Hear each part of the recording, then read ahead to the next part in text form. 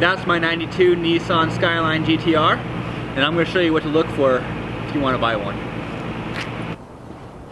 It seems that the rear quarter panels are prone for rust, so be sure you look really good in here, and if you can, remove the rear spats to look for rust, as water likes to get stuck in between here and the rear quarter panel. An extremely common problem with the R32 is cracking along through here. As you see, mine has no cracks, but it is starting to dry out a lot. Now, odds are the one you're looking at is going to have a bunch of cracks and pieces missing through here. So look really good on here, as they're pretty expensive to replace. Be sure to check the trim around the windows really good. As you see, mine starting to come up right here, and I've seen a few Skylines that have the same corner in the rear glass coming up. Now, while you're back here, get on the ground and look underneath to see if the rear rack is still there for the all-wheel steering.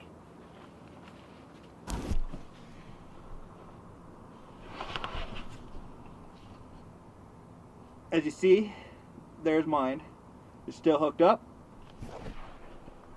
Now, there's a good chance you have a delete kit on the one you're looking at. I'm going to buy the Driftworks delete kit.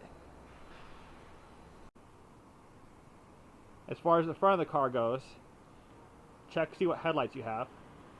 I have the projector headlights. And also, there's a good chance you're going to have the N1 bumper ducts on the one you're looking at. I think they look cool as long as they're even. And all I do is let more air hit the intercooler. Alright, this part is extremely important. You're going to want to make sure that this VIN number that's stamped on the firewall is the same VIN number that's on this VIN plate right here. Now, I've seen 2 black market illegally imported Skylines in my life, and both of them had a sticker covering this one, and this was replaced with one from a 240SX. And the reason why I know that is, down here where it says RB26 DETT, there said KA24, which is the American version of the Skyline, or the American version of the 240 that we got. And then up here, instead of saying BNR32, it was the S13 chassis code. So both of those Skylines were definitely illegal. So again, make sure you check both of these very well.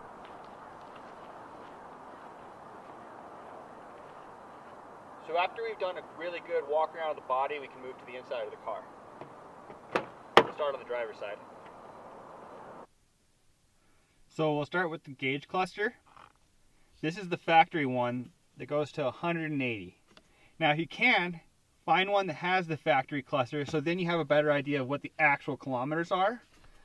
Most of them that I looked at had either like a Nismo or like a Tome, some type of aftermarket gauge cluster that went to like 360 or 320 kilometers. But if you get it that way, you don't know what your true mileage is. Another common problem is the speedo cable that connects this to the transmission that tells you how fast you're going is prone to breaking. So if you're going to buy one, might as well just order a new speed cable and get it coming. As far as the cluster goes, another common issue is poor soldering in the tack. So every once in a while your tack might randomly jump and not be quite accurate. Now, there's also a good chance the one you're looking at has an aftermarket steering wheel, as these are prone to dry and just disintegrate. This is a factory steering wheel, so this is what it would look like, although I'm missing the horn, which just says GTR on it. And another extremely common problem, odds are the one that you're looking at has, is the infamous dash bubble. See, I have a tiny little one right there.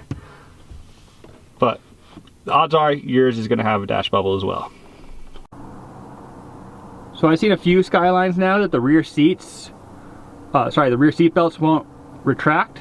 So check both rear seat belts to make sure they're working.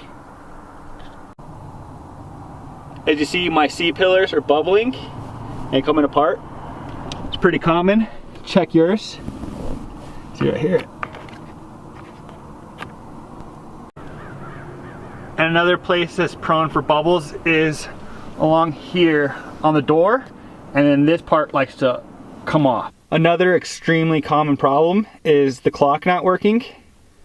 I'd put money on the one that you're looking at, the clock is broken. I removed mine and put a turbo timer.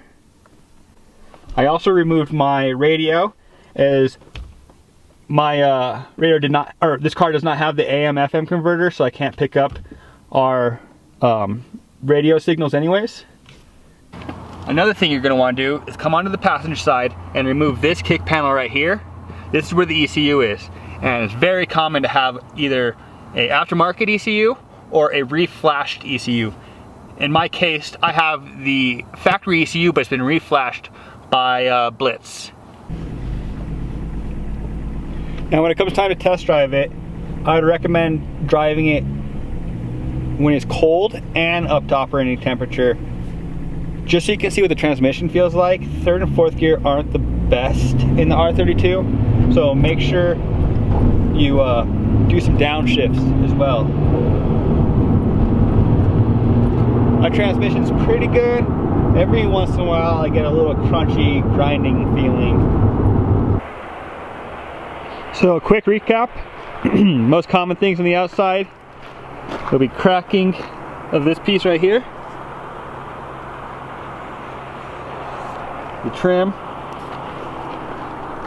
Most common on the inside is you're going to probably have an aftermarket steering wheel, an aftermarket gauge cluster, a broken clock, and most likely you're going to have a dash bubble. Be sure you drive it good. Transmissions on the R32 was not the best, and the Series 1 being R32 has the weak oil pump. So just do your research, but at the end of the day, it's worth it. I love this car so much. So with all that being said, if everything looks good, if it drives nice, I still would take it to another shop just to have somebody else, you know, go over it, get a second opinion, and if everything looks good, I can't recommend it enough. It's a great car, really fun. I've loved every minute of owning it. And if this video has helped, please subscribe.